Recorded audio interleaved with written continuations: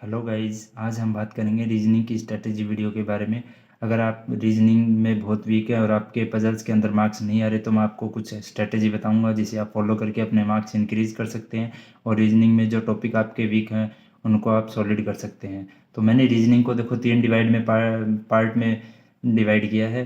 तीन पार्ट बोले तो फर्स्ट जो पार्ट है वो है puzzle and sitting arrangement. Second जो पार्ट की बात की जाए तो वो है मिसलेनियस पार्ट। और थर्ड पार्ट की बात की जाए तो वो है क्रिटिकल रीजनिंग। देखिए, पजल एंड सिटिंग अरेंजमेंट में जो कुछ है ना टॉपिक से अगर आप अलग अलग टॉपिक बेस्ड डीआई करोगे तो ज़्यादा बेटर रहेगा, जिससे आपकी सारी कन्फ्यूजन दूर हो जाएगी और आपको क्लैरिटी मिलने लग जाएगी कि किस प्रकार क्वेश्चन आते हैं। फिर आप और इसका जो वेटेज है प्रीलिम्स के अंदर सबसे ज़्यादा वेटेज रहता है, कम से कम 20 मार्क्स की तो पजल आती है।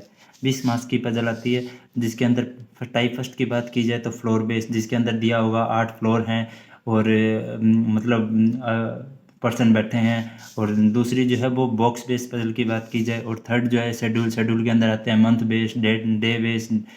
और अगर फोर्थ पजल की बात की जाए जिसमें कंडीशन दी हुई होती है, कंडीशन बेस पांचवी जो होती है, एज बेस और छठी जो होती है टेबुलेशन सातवीं जो होती है, रैंकिंग बेस्ड आठवीं जो होती है, लीनियर नौवीं जो होती है, सर्कुलर बेस और 10वीं तो होती है टेबुलर और ट्रायंगुलर। इस टाइप से अपने पजल का जो पार्ट है वो इतना ही होता है।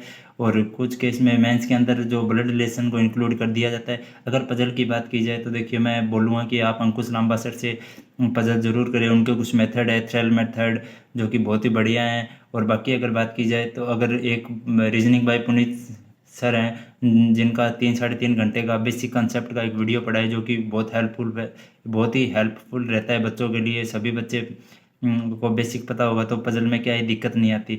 और एक इन टीचर की मैं सारा ये जो आपको जितना भी सोर्सेज बता रहा हूँ ये सारा यूट्यूब का फ्री सोर्सेज बता रहा हूँ। इनका 10 बजे 10 पजल का एक शो चलता है जो कि बहुत ही हेल्पफुल रहता है। फिर बात करते हैं अपने दूसरा मिसलेनियस पार्ट पे बात की जाए तो कुछ टॉपिक की बात करूँगा। अल्फ़ाबेटिकल सीरीज, सेकंड जो है इन इक्वालिटी, थर्ड जो है सिलॉक्स और फोर्थ जो है डायरेक्शन एंड डिस्टेंस, पांचवा जो है ब्लड रिलेशन, छठा जो है कोडिंग डिकोडिंग की मैं एक वीडियो जल्दी डालूंगा जो कि आपके लिए बहुत हेल्पफुल होगी। मेरा जो मेथड है वो थोड़ा अलग रहता है। और साथ ही बात की जाए तो डेटा सफिशिएंसी जो है वो पजल से ही छोटे छोटे क्वेश्चन बना के डेटा सफिशिएंसी में दिए जाते हैं। आठवां जो है वो है मशीन इनपुट। ये जो है प्रीलिम्स में नहीं आता, ये मेंस का टॉपिक है। जिसके लिए मैं बात करूँ तो स्मृति सेठी मैम है, उनके लिए अगर मिसलेनियस के लिए तो बहुत ही अच्छा कंटेंट है उनका। और वो उनका भी जो चैनल है उस पर सारे के सारे मिसलेनियस पार्ट फ्री के अंदर आप फ्री ऑफ सोर्सेज कर सकते हैं वन शॉट नाम से। और third last and final chapter की बात की जाए तो जो कि है क्रिटिकल रीजनिंग का weightage IBPS PO, RRB PO, SBI PO mains, इनके अंदर कम से कम 8 से 10 नंबर का वेटेज इस टॉपिक से, अकेले टॉपिक से रहता है।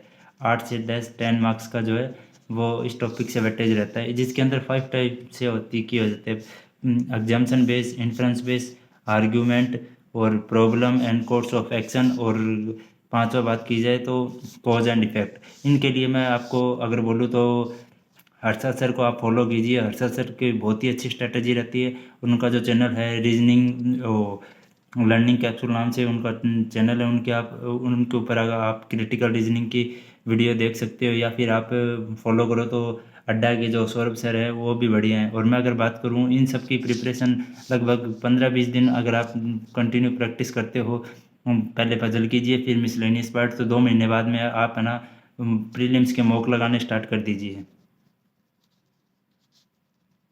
प्रीलिम्स का डेली एक मॉक लगाओ और फिर धीरे धीरे देन आप फोकस करो मेंस की तरफ। और इन सब की प्रिपरेशन करने के बाद में आप एक कोई भी बुक प्रेफर कर सकते हैं। जैसे मैं शॉर्ट नोट्स के लिए एक छोटी डायरी रखता हूँ जिसके ऊपर मैं अपने शॉर्ट नोट्स वगैरह रख लेता हूँ।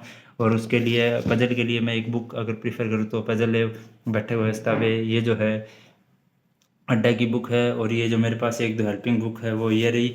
और कुछ बुक बात की जाए तो मैं चैप्टर बेस की बात करूँ तो coding decoding, direction and distance, इस टाइप से मेरे पास बुक है। तो मैं तो यही बोलूँगा कि आप अच्छे से प्रिपरेशन कीजिए। और कोई भी दिक्कत होती है किसी भी टॉपिक में तो आप कमेंट सेक्शन में ज़रूर कमेंट कीजिए, तो मैं उससे मेरे को हेल्प मिलती है। और चैनल को लाइक, सब्सक्राइब एंड शेयर कीजिए।